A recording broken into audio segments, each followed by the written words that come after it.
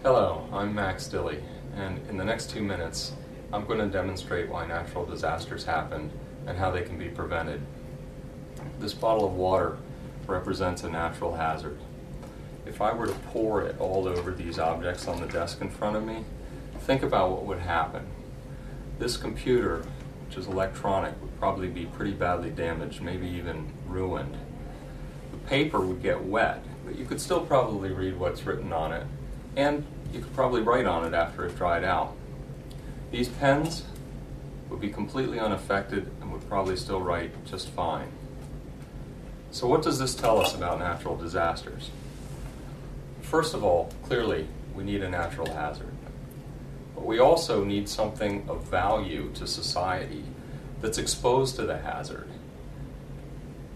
If this paper were taken away, the pens, the computer, there would be nothing here to be lost, and there wouldn't be any damages as a result.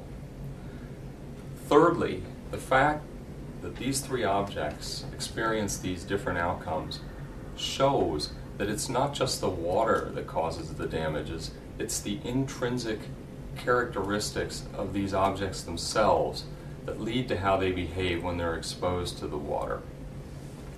So, to prevent disasters, what we need to do is make sure that when a hurricane comes, the people are evacuated and are not there to be hurt by the storm.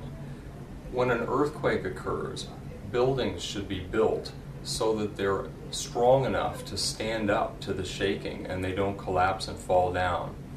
If we reduce the vulnerabilities of society, communities, infrastructure, and economically important activities to the hazards to which they are exposed, we can make sure that disasters are reduced and that loss of life and property are prevented.